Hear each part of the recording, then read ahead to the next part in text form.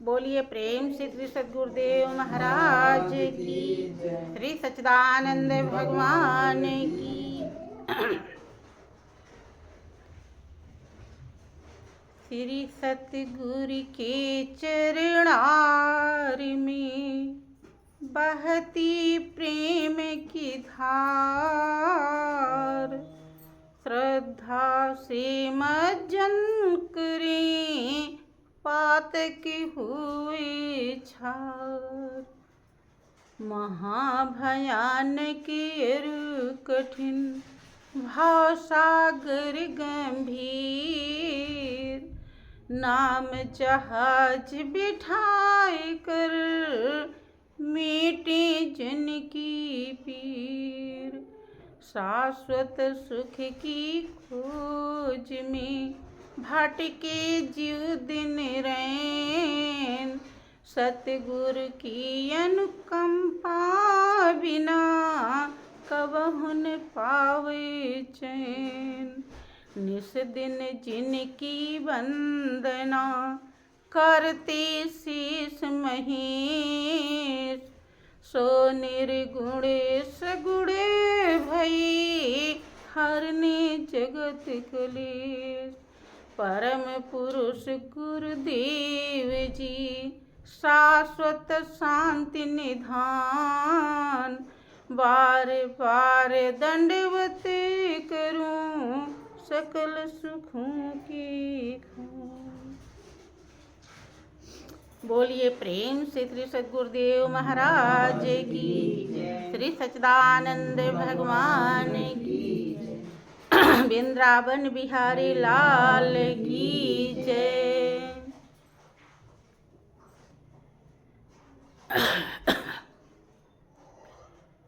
प्रिय बहनों, परम पिता परमेश्वर की असीम दया दृष्टि से हम जीवों को सत्संग का महापावन अवसर मिला है। जिसने इस अवसर की कीमत समझी, उसने इस अवसर को पावन ही नहीं महापावन बताया, क्योंकि जिसने भी इस अवसर का लाभ उठाया वही महान और पावन बन पाया है। और महान और पावन बन करके उसकी जिंदगी बन गई, जीना सीख गया, जीने की कीमत मिल गई। ये अवसर हर किसी के जीवन में ऐसे नहीं मिल पाता जब तक उस महाप्रभु की, परमपिता परमेश्वर की असीम दया दृष्टि नहीं होती। देखें, जब इस सच्चाई को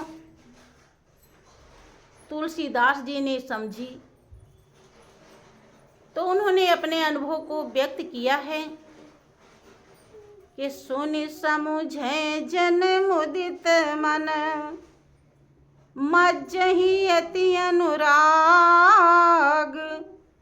उल्लाहि चार फल अछत तनु, साधु समाज प्रयाग। तुलसीदास जी अपने अनुभव को व्यक्त करते हुए दुनिया वालों को समझाया है कि सत्संग ऐसी गंगा है जहाँ से मानव प्राणी मानव बनना सीख पाता है, मानव बन पाता है, इंसान बन पाता है, आदमी बन पाता है। क्योंकि आदमी किसे कहते हैं, मानव किसे कहते हैं, इंसान किसे कहते हैं, देखने में तो सभी लगते हैं, लेकिन सब ऐसे नहीं होते। सत्संग ही मानव बनाता है, इंसान बनाता है, आदमी बनाता है। क्योंकि जब हम जीवन के कर्तव्य को भली भांति समझ जाते हैं तब हमारे अंदर मानवता आ जाती है, इंसानियत आ जाती है और आदमियत आ जाती है। इसीलिए वो दावा करते हैं कि सुन समुझे जन मुदित मन। सुने, बहुत लोग सोचते हैं कि जाएं हम सुने आए बस हो गया सत्संग। नहीं, क्या करना है? सुनना है। सुन समुझे जन मुदित मन, प्रसन्न चित्त मन से वहां से चलें तो ऐसा भाव होना चाहिए कि जो कुछ है दुनिया में हमें मिला है, इससे अनोखा रहस्य, सच्चाई जीवन का वहाँ मिलेगा जहाँ सत्संग हो रहा है। जब हम ऐसे भाव से चलते हैं तो हमारा हृदय खुशी से भर जाता है, और जब ऐसा भाव नहीं होता तो लगता है कि बुलावा आया है, अब नहीं जाएंगे तो बुरा मानेंगी, थोड़ी देर में जाते हैं, अभी क्या जल्दी पड़ी है और काम निपटा ले, जितना कम देर बैठेंगे उतने ठीक रहेगा। और यहाँ आने के बाद भी दिमाग घड़ी के सुई पे रहता है कि कब जल्दी से ख़त्म हो और हम घर अर्थात यहाँ आने के बाद भी हम कोई लाभ उठा नहीं पाते, क्योंकि हमारा मन मुदित मन नहीं है, हर्षित होकर के नहीं आया। और हर्षित क्यों नहीं हुआ? क्योंकि हम सत्संग के मर्म को समझते नहीं। तुलसीदास जी दावा करते हैं कि सुन समुझे जन मुदित मन, मज्जहि अति अनुराग। प्रसन्न चित्त मन से आप सुनिए और उसकी गहराई में प्रेम पूर्वक उतरिए।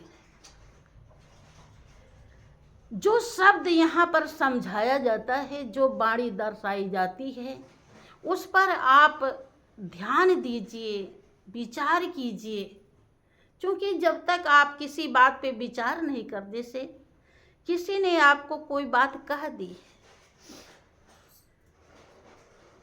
मान लीजिए अच्छा कह दिया है,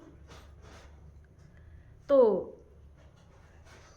जब जब आपको उसका ध्यान आता है, बार बार ध्यान आ रहा है कि हम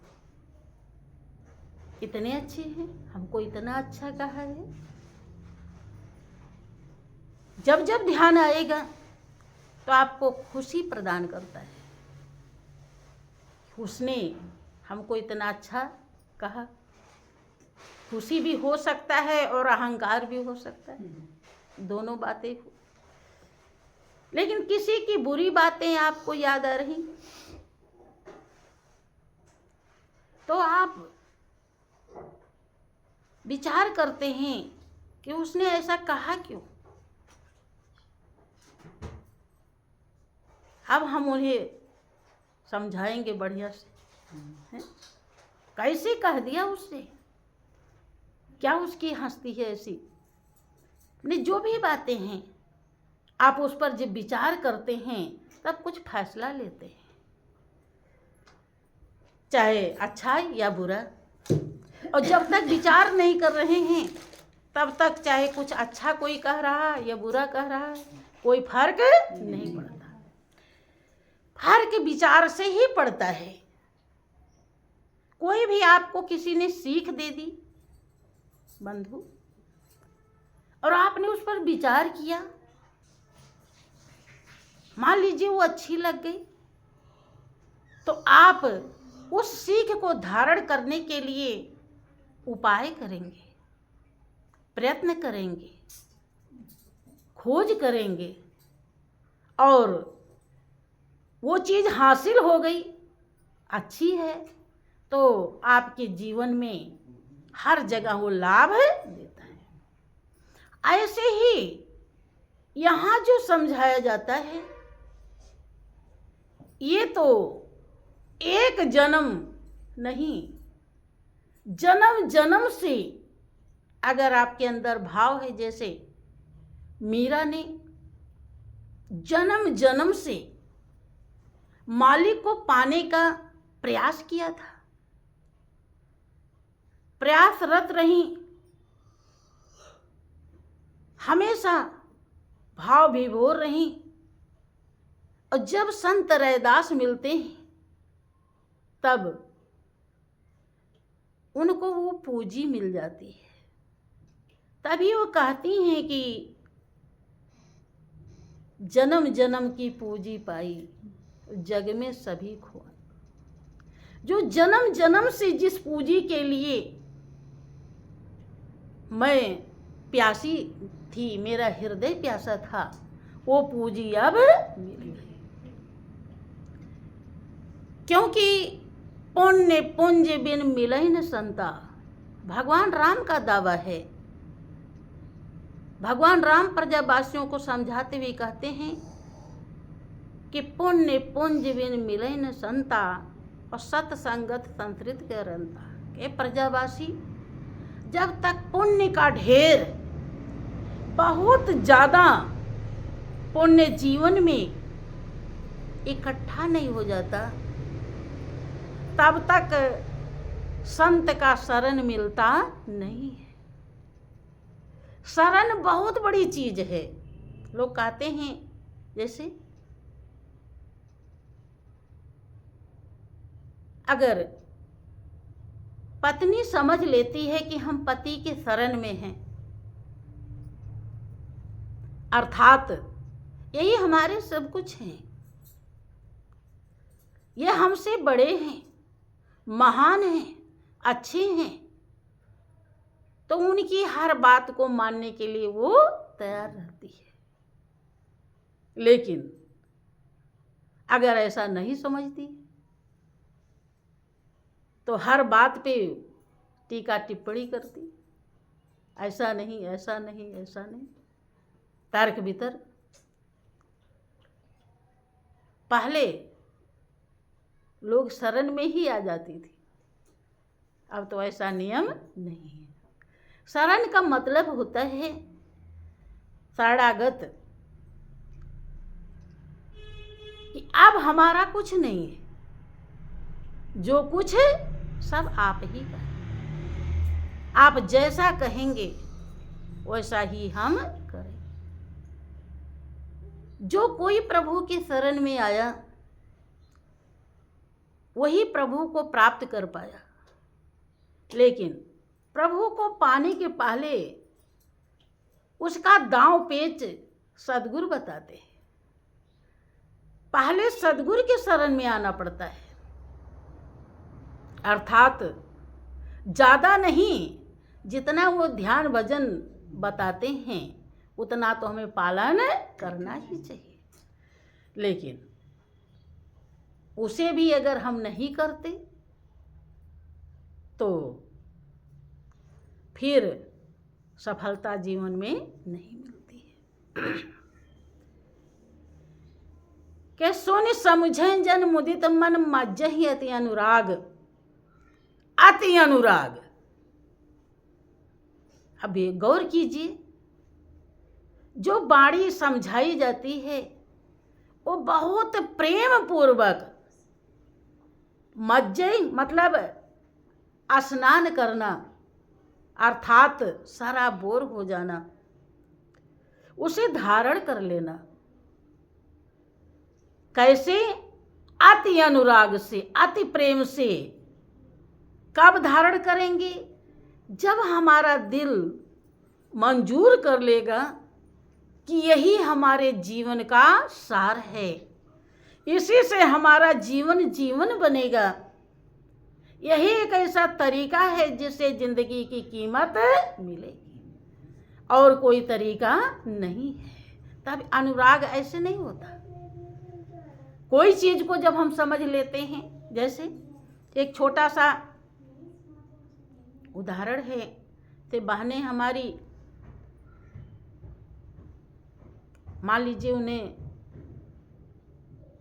साड़ी से प्रेम है, कुछ बहनें बहुत पसंद करती हैं, सूट कोई पसंद करती हैं, कोई साड़ी पसंद, और उनके लायक कहीं मिल गया, दिखाई पड़ गया, तो अब वो सोच रही कि चाहे जैसे भी, पैसा भी भले नहीं है, कोई उधार ही दे देता तो हम इसे ले लेते, नहीं ले पाई किसी कारणवश, तो वो दिमाग में घूमता रहेगा कि वो साड़ी, वो सूट तो बहुत अच्छा था, क्या कहे,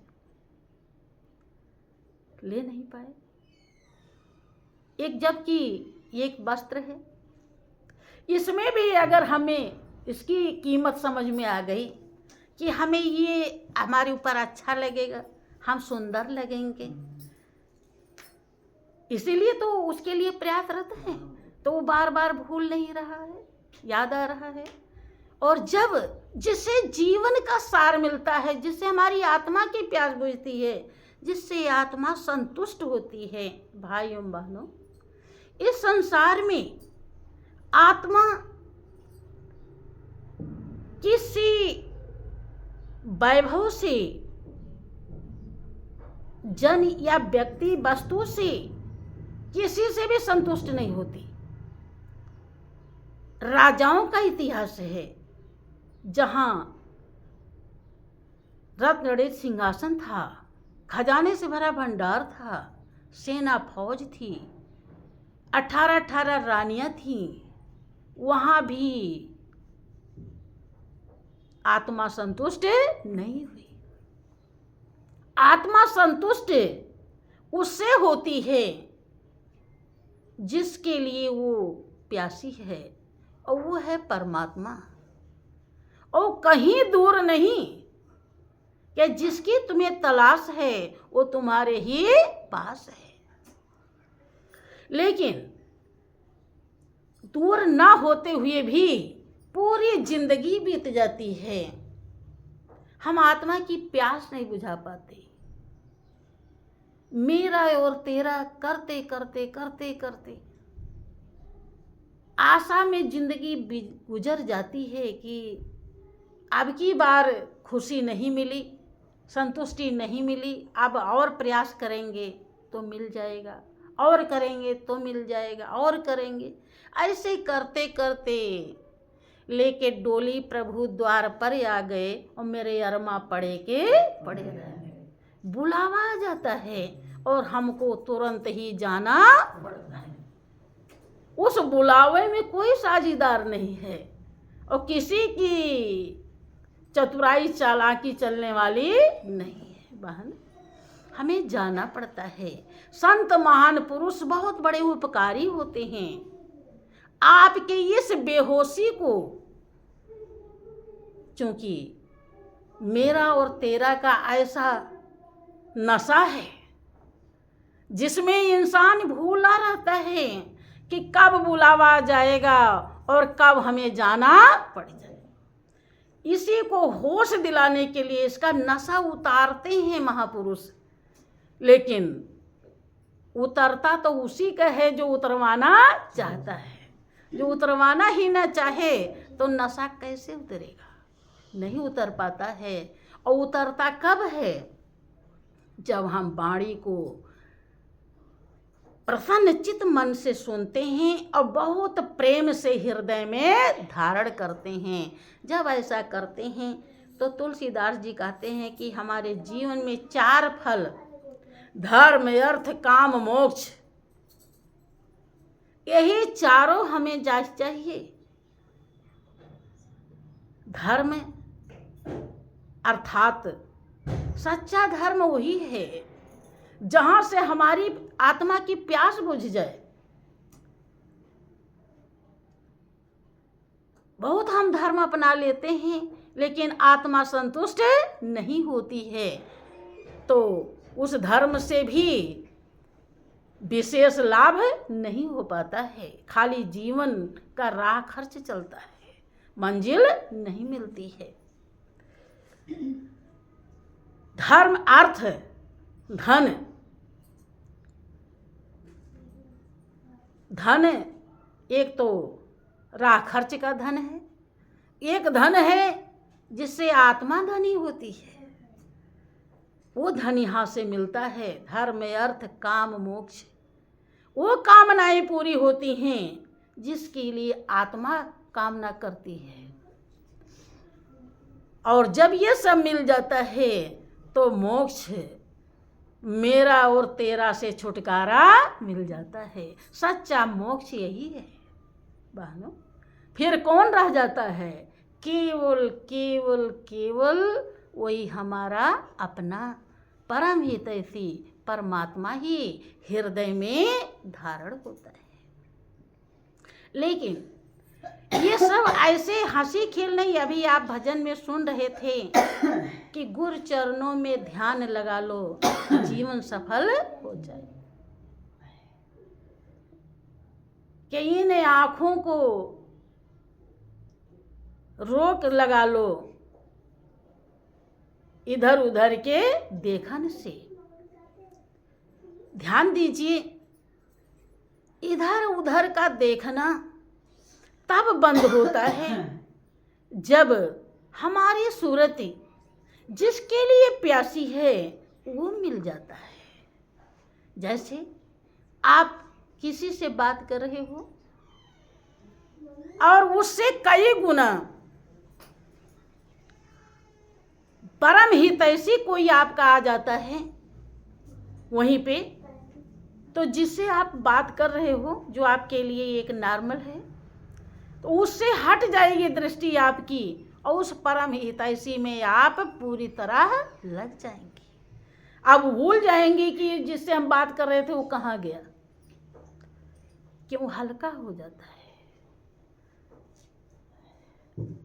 जैसे जब तक जो सर्वस्व है, जिसमें ही सुख शांति आनंद है, जब तक वो नहीं मिलता तब तक जहाँ से क्षणिक सुख मिलता है, जहाँ से क्षणिक आनंद मिलता है, जहाँ से क्षणिक शांति मिलती है, हम इसी को सब कुछ समझते हैं और उसी में पूरे जिंदगी भर लगे रहते हैं और इसी के लिए लड़ते भिड़ते रहते हैं। आज अज्ञानता के कारण देखिए, इंसान श्वास लेने लायक नहीं है। ऑक्सीजन का सिलेंडर लगा देते हैं, लेकिन वो श्वास को केवल सहारा देता है, श्वास पैदा नहीं करता।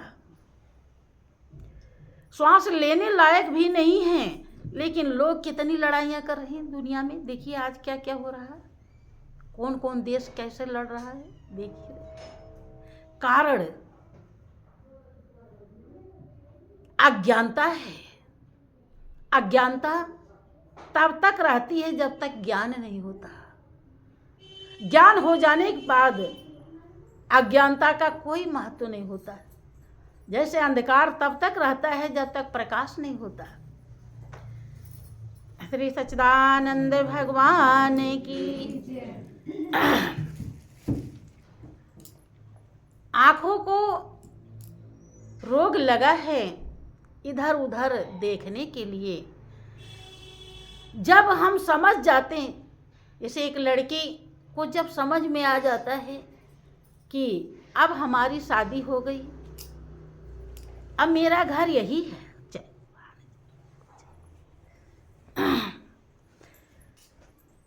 तो माता पिता भाई बंधु से भी वो लगाव रखती है, लेकिन एक फॉर्मेलिटी का लगाव रखती है और दिल वहाँ लगाती है जिसको वो अपना कहती है।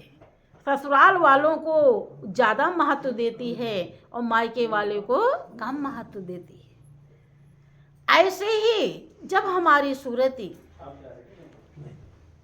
जिसके लिए प्यासी है, जब वो मिल जाता है, तब ये दुनिया एकदम क्या कहेंगे, इसका पावर जो है हल्का हो जाता है। महत्वहीन हो जाता है। हम सबके साथ उठते हैं, बैठते हैं, बोलते हैं, चालते हैं, लेकिन जानते हैं ये सब प्रभु के हैं और सब में प्रभु ही रम रहा है। प्रभु से कोई भी जरा सा भी अलग नहीं है। वही परम सत्ता बेटी के अंदर है तो बेटी है, बेटे के अंदर है तो बेटा है, पति के अंदर है तो पति है, पत्नी के अंदर है तो पति। सब उसी मैं है, उससे कोई भी अलग नहीं। जब ऐसा भाव हो जाता है तब लोगों की तेरी और मेरी उल्टी सीधी जो भावनाएं हैं वो खत्म हो जाती हैं। वो घिन लगता है, घृणा लगता है। अगर कोई कहता भी है कि वो ऐसी है तो लगता है कि कैसे जल्दी से मना करें कि ऐसा ना कहे, और सुनना भी पसंद नहीं करता है इंसान। अगर कोई कहता है तुरंत तो समझाता है कि कोई कैसा भी है तो आप क्यों परेशान हैं, आप क्यों उसकी ऐसी कमी बता रहे हैं। हिसाब करने वाला तो बैठा है। एक ही मालिक, मेरे मालिक के दुकान में सब दुनिया का खाता, किन आँखों को रोक लगा लो, इधर उधर देखा, तब इधर उधर नहीं देखता। और जब इधर उधर नहीं देखेगा तब उसी को देखेगा जो देखने लायक है, जो देखने योग्य है, जिसको देखने के लिए जिंदगी मिली है। मालिक ने मनुष्य की जिंदगी देव दुर्लभ चोला यूं ही नहीं दिया है भाइयों बहनों, बहुत दया कृपा करके दिया है। कबहू करी करुणा नर देही और देत ईस बिनु हेतु सने। भगवान राम प्रजावासियों को समझाते हुए कहते हैं कि ऐ प्रजावासी, अयोध्यावासी सुनो, बहुत जन्मों से आपने जन्म जन्मांतर से बहुत दुख उठाए हैं, कष्ट उठाए हैं। उस कष्ट को देखकर मालिक ने दया किया है और आपको मनुष्य की जिंदगी दे दिया है बिना किसी कारण के। ऐसा नहीं कि आपसे मालिक का कोई स्वार्थ है, कोई मतलब है। ये दया करके जिंदगी दिया है और खाना पीना सो जाना ही इस जीवन का लक्ष्य नहीं है। जिसने जीवन दिया है, जिससे कोई कण खाली नहीं, कोई जगह खाली नहीं, कोई रोम खाली नहीं, जो सर्वव्यापक है, सर्वाधार है, हर जगह हाजिर और नाजिर है, उसको हृदय में धारण करने के लिए दिया है। लेकिन भाइयों बहनों, ये आराम से धारण नहीं होता। तेरी मेरी देखना बंद करेंगे, तेरी मेरी सुनना बंद करेंगे। क्या होता है कि हमने बचपन में देखा है, घर में बहुत परिवार हुआ करते थे, तो कोई किसी की कुछ इंसल्ट कर रहा, कोई बुराई कर रहा है, तो दूसरे लोग बहुत कान लगा के सुनते। इतना ध्यान से तो सत्संग हम सुनते हैं, जल्दी से किसी को देखा ही नहीं। मैंने इतना गहराई से सुन रही कि एक शब्द भी इधर उधर ना जाए और पूरा हमारे हृदय में उतर जाए। तो उतर के वो क्या करेगा? अपने हृदय को भी खलबली मचाएगा और दूसरे के हृदय में भी खलबली डालेगा। कितना गलत करेगा। और सबके रोम रोम में मालिक रम रहा है। बहन विचार कीजिए, किसी को भी दुखी करना बहुत बड़ा पाप बताया जाता है। यह सब से अगर हम ऐसा अपने को परहेज कर लें तो देखें क्या चमत्कार होता है जीवन में। खाली बस अगर और कुछ न कर पाएं तो इतना ही प्रण कर लें कि आज से हम किसी की बुराई को न सुनेंगे और ना करेंगे। हाँ, अगर किसी को हम समझा सकते हैं, देखें कि किसी के अंदर कोई कमी है, हम समझाएंगे तो समझ जाएगा, तो आप समझाइए, बहुत अच्छी बात है। लेकिन बुराई के तौर पर व्यंग्यवार करके उसे मत कुछ कहिए। अगर आपको लगता है कि ये कहने से और बिगड़ जाएगा तो मत कहिए, नहीं कहना चाहिए। उससे कुछ भी फायदा नहीं हो, नुकसान ही होता है। क्या इन पैरों को रोग लगा है? कहाँ? इधर उधर घूमने से, घुमाई करने की। कि इन पैरों से सत्संग आओ, जीवन सफल हो जाएगा। वास्तविकता है, जिसने इस भजन को बनाया है वो समझ के बनाया है, विचार करके बनाया है, वास्तव में सफल हो जाएगा। सफल जीवन उसी का होता है जो जीवन की गहराई में उतर जाता है। और जीवन की गहराई बहनों एक ही है, जो हमारा ध्येय है, लक्ष्य है, उसे प्राप्त कर लेना। मनुष्य जीवन केवल केवल केवल आत्मा की सुख शांति आनंद को प्राप्त करने के लिए मिला है, ईश्वर को प्राप्त करने के लिए मिला है। यही एक ऐसा साधन है जिसमें आप यहाँ तक पहुँच सकते हैं। और जब ये साधन का अगर दुरुपयोग हो गया तो मालिक फिर ये दोबारा साधन नहीं देता है। कि नर्तन पाए यत्न कर ऐसा, जिससे वह करतार मिले, ऐसी उत्तम यौन पदार्थ फिर नहीं बारंबार मिले। कि 2 दिन जग में जीना है, इतने पर क्यों इतराते हो? अब मेरी माया मेरी काया शोर मचाते जाते हो। साथ नहीं हरि नाम लिया, गफलत में दिन रात कटे, काया भी बदनाम करी, अफसोस की खाली हाथ चले। कैसी, हम तो ये नहीं समझ पाते कैसी मादकता है कि इंसान इस सच्चाई को समझ नहीं पाता। ये जीवन एक मुसाफिर खाना है।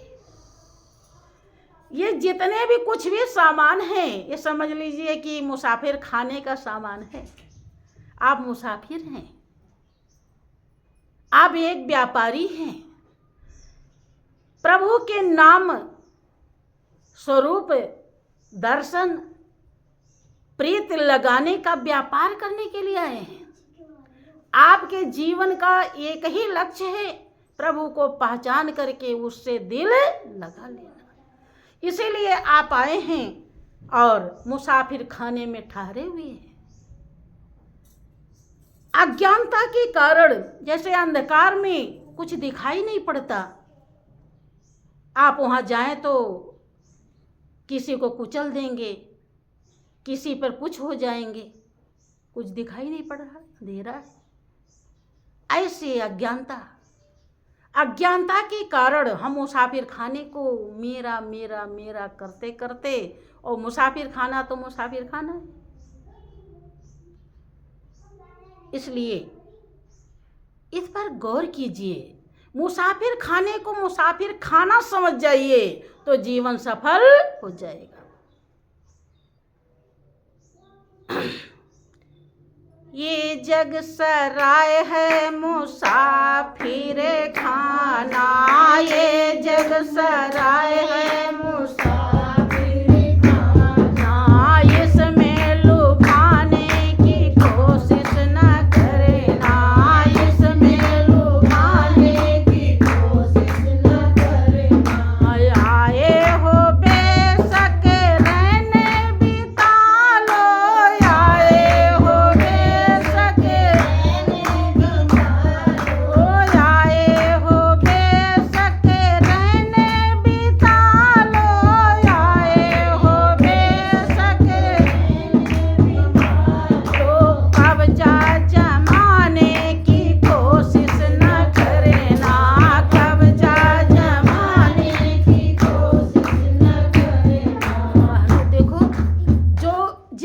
हृदय निर्मल होता है। किसी के लिए अगर उसके अंदर बुरा विचार आ जाता है तो उसका हृदय कहता है अरे जल्दी हटाओ, ऐसा क्यों आया, पाप लग रहा है मुझको। महापुरुष यही बात समझाते हैं कि ये जग सराय है मुसाफिर खाना, इसमें अगर आप लुभा रहे हैं तो यह भी पाप है। कोशिश न कीजिए, पूरा समझने की तो बात ही छोड़ दीजिए, कोशिश भी मत कीजिए। कोशिश करना भी जुल्म है। आए हो बेशक, सब कुछ आपके लिए है। जो घर मकान में है खूब खाइए, खूब पहनिए, खूब घूमिए, लेकिन ये मत भूलिए किसी और का है, आपका नहीं है। बस इतने ध्यान रखना है तो झंझट नहीं होगी। अगर ये ध्यान नहीं रखा तो झंझट हो रही है और होती रहेगी।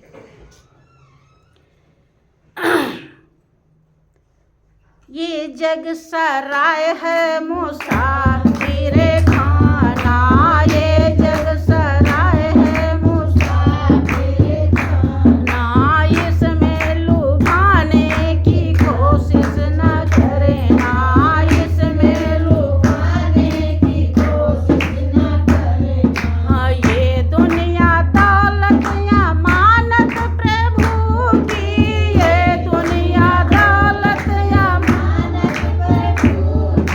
ना है किसी की, ना होगी किसी की, ना है किसी की, ना होगी किसी की, पहले कभी भी हुई ना किसी की, पहले कभी भी हुई ना किसी की। अपना बनाने की कोशिश न करना, अपना बनाने की कोशिश न करना। अब विचार कीजिए कि पूरी जिंदगी भर हम इसे अपना समझते हैं, अपना समझने के कारण इतना पाप का मैल भर लेते हैं कि घर में ही हर किसी से ईर्ष्या करते हैं,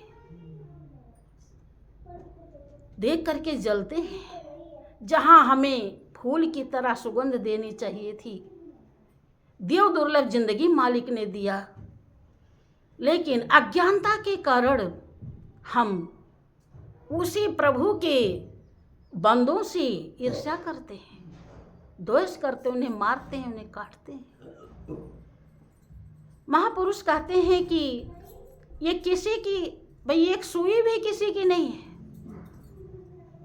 पहले भी किसी की नहीं कुछ हुई, तो इसे कोशिश भी मत करना अपना बनाने की।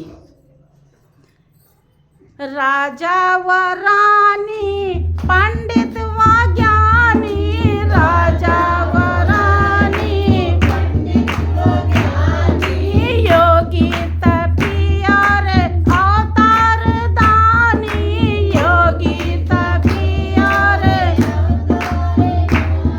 जो आए हैं उनको जाना पड़ेगा, जो आए हैं उनको जाना पड़ेगा। कब्जा जमा